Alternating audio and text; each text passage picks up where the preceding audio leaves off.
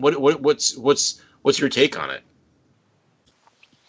I don't know. I'm still kind of stuck on 31 career playoff games, 4 career playoff goals. Yeah. I'm having trouble getting past that. Yeah. As well you should. And he's also, there's a lot of goal scorers that are streaky. And I don't know. It's a tough one, but I tell you what, on a team that is as pedestrianly, is that a word? It is now, slow as the Wild are. Yeah. I mean, you cannot let somebody go that can skate like that. No. At least they're not in a position to do that right now. Well, and not to make excuses for him, but victim of circumstance a little bit too. No power play time, and in the playoffs, power plays are huge, right? 5-on-5 goals are at an absolute premium, and he just doesn't. He hasn't had the ice time for probably 15 of those games, 20 of those games to make a significant impact. But who knows? I mean, I'm again playing devil's advocate. I don't even know if I believe what I'm saying there, but it's just playing that other side of it. You know, what his agent's probably saying, what his agent had typed up in his arbitration documents that never got sent, thank God. You know, but that would have been my guess, like just lack of minutes compared to the other guys that should have been scoring but still weren't, you know.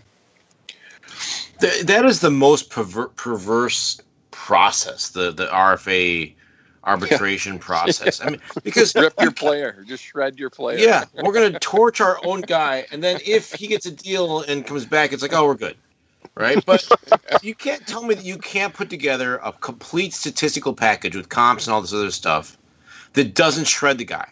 You know, you don't have to get into any language that shreds the guy. That's crazy. Yeah, you'd think. And baseball also, has it, I think, and they seem to be okay. Yeah. It's a weird little idiosyncrasy, I should say, of the NHL that just seems unnecessarily combative. I don't know. Yeah.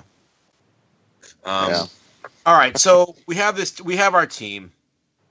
At this point, unless some other GM gets stupid, I can't imagine Fenton uncovering the deal that's gonna be better than. Yeah, because we know that nothing happens in August, right? That's going to be better than let's just get to camp, hope everybody's healthy, start the season and see what we have. You know, I mean that seems to be where he's going to have the best options is get a look at the guys and the team and the organism, and then if he really is trying, whatever. I mean, we'll see. The trade deadline's next March. You know. Yep. How long before you push the panic button once the season starts? I don't know if I'm going to have a panic button because I'm not afraid of them having a shitty season. Right.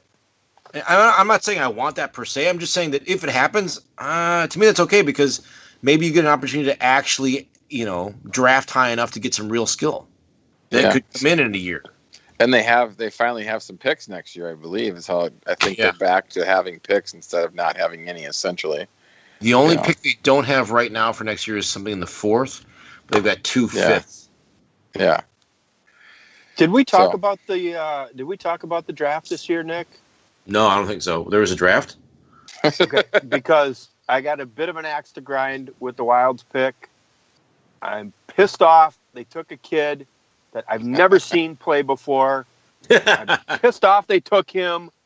I had several other players, none of which I've ever seen before, ranked significantly higher than the guy that they picked. So, and they took all those guys with their other picks. Yeah, so they got to ditch this scouting staff and move forward from there. The whole draft business is such a joke. Yeah. The whole commenting on and whatever, prognosticating the draft. Even, Mel Kiper Jr., for God's sake, right? I mean, like, what else do you need to know about draft prognostication, right? Tony Kornheiser once wrote that Kiper has hair like a yak, which I just love that comparison. Just because it so perfectly encapsulates his whole shtick.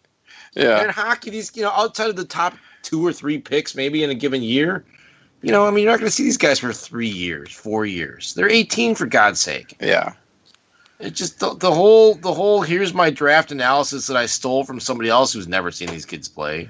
The Athletics seem to think the kid played pretty well in development camp. So, I mean, yeah. Okay, that's like scrimmage time, though. I mean, that's that's okay.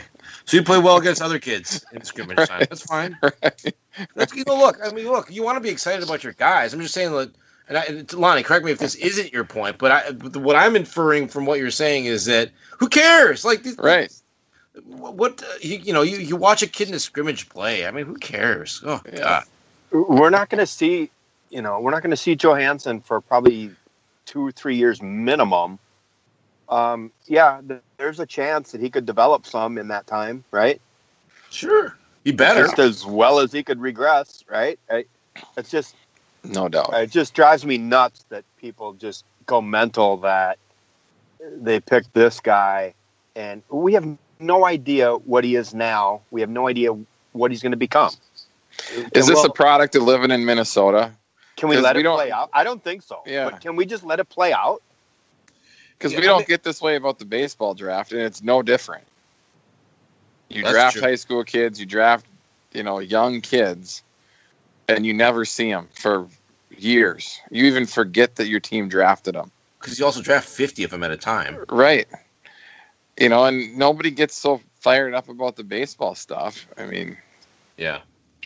I would like to see the Wild draft a really angry Canadian kid that only has like 1 or 2 teeth still left in his head.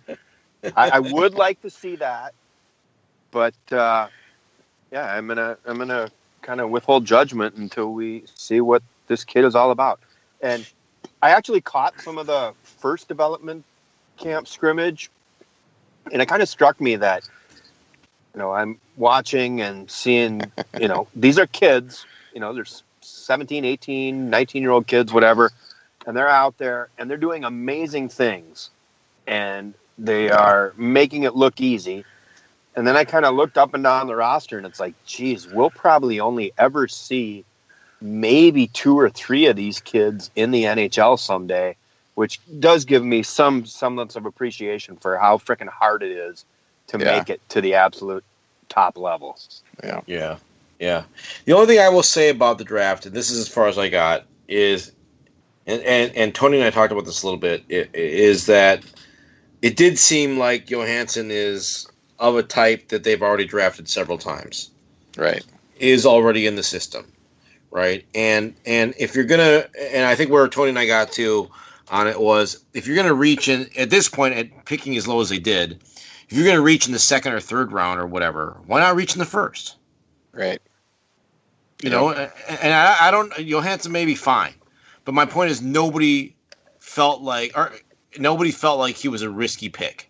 Right. Nobody felt like, oh, the Wild is, they're trying to find a diamond in the rough with this pick. Nobody said that. So that, to the extent that those people have more of an understanding of what the hell's going on than I do, it felt like a guy that we already have a couple of in the organization already. And I think we tend to just draft that two-way safe guy, which I'm getting sick of. Like, tell me this guy's ultra talented, but he needs to get out of jail or something. Like give me something where the guy's got high-end skill, but could also, be living out of an igloo for the next 25 years too. Like something different, like I just want, this guy grew up in a yurt in the UP. Right. But he's got high-end skating ability in hand. Yeah. Perfect. Let's give him a try. Something interesting, please. Yeah. All right. All right, that's the Wild. All right, so let's float on into some Minnesota goodbyes here, and before we do that, just to mention, of course, that there's a lot of really good shows on this network at this point, and seemingly a lot of new shows all the time. I know Brandon's run around like a one-arm paper hanger all week long. So check him out, talknorth.com, and there's just you subscribe, you download. and there's no shortage of good quality entertainment to be had. So thank you for checking that out. And of course, anybody who wants to sponsor this or any of the other programs, definitely reach out to Jim on that as well. All right, Lonnie, give us your Minnesota goodbye, sir. Had an absolutely wonderful day on Saturday. Huge shout out and thank you to the Herb Brooks Foundation, specifically the executive chairman, John Cherney, and I believe she's the director of the Dynamites program, Callie Funk, who also happens to play for the Minnesota Whitecaps. The Herb Brooks Foundation got together with Capitals GM Brian McClellan, and as part of McClellan's day with the Stanley Cup, they partnered with the Herb Brooks Foundation and put on an event in a park in Minneapolis. Big fire truck pulled up, and McClellan came out, Stanley Cup raised above his head. They had it there for about 2 hours. Took all the pictures, all the autographs, everything you could ever want. Dan Brooks was there, and he had his father Herb's gold medal from the 1980 Miracle on Ice team. And it was just an absolutely wonderful day. Can't recommend, if you're involved in hockey at all, to check out the Herb Brooks Foundation and everything that they have to offer. It's just a wonderful program. I can't say enough good things about what they did and how cool of a day it was. Brian McClellan was awesome, super friendly, went out of his way to be friendly and nice to my kids.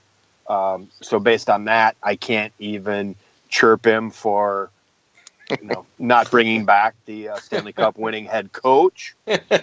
But great guy. It was a great day.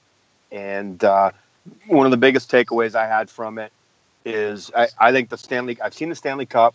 I've been lucky enough to see it several times. And the takeaway that I have from it was how cool it is that hockey people are so gracious in celebrating their accomplishment on such a personal level with all their fans and anybody that wants to be included in it. Yeah. Yep. That's well cool. Said. Yeah. Well said. Well, follow that, Tony. So follow that. Just first thing I'll say is just Brandon does do an amazing job with the network, getting to see it firsthand. Can't thank him enough for how easy he is to work for and all the great stuff that he does for the network and all that stuff. So appreciate that, Brandon. Secondly, I'm just going to touch on some of the things that we're doing. So again, anybody that calls our office mentions either this show, John's show, or Russo's show, we're going to give $16 to the Give 16 campaign to Mr. Zucker and his wife Carly, just to kind of help them out. For us, it's got a little bit of one of my youngest son spent some time at U of M Children's Masonic, thankfully for nothing major, but we got to see that work firsthand. So anybody that calls the show or calls the office, mentions that they heard about us on the show, we will give $16 to the Give 16 campaign. And thankfully, now Mr. Zucker's locked up for another 5 years, so we can keep that rolling for a little while. So that's awesome. Great work, Tony. That's really cool. What's the number for them to call? You can call us at 763-421-4900 or check us out on the web, www.champlininsurance.com. All one word. That's awesome. So, yeah. Well done. Good stuff there as well. Well, you did follow Lonnie's heartwarming Stanley Cup story. So I can't possibly top that. What I will say is I was in Europe, a couple of different places in Europe during the World Cup, and that was everything that I wanted it to be, and it was amazing. And even my wife, who she's more like Lonnie than me when it comes to soccer, for as far as appreciation. But she got it. It was so cool, and people were so wrapped up in it, and it was such a all-encompassing, comprehensive appeal that even she got wrapped up on it and was running up and down trying to find scores and stuff like that. It was really neat. So what on my sports bucket list is absolutely to be in a European country one time when they're hosting the World Cup. I think that'd be incredible. I wouldn't even necessarily need to go to the games. I would just want to be in a village, the town, in the town square or at the town bar or whatever, and with 300 people that are my best friends who I didn't know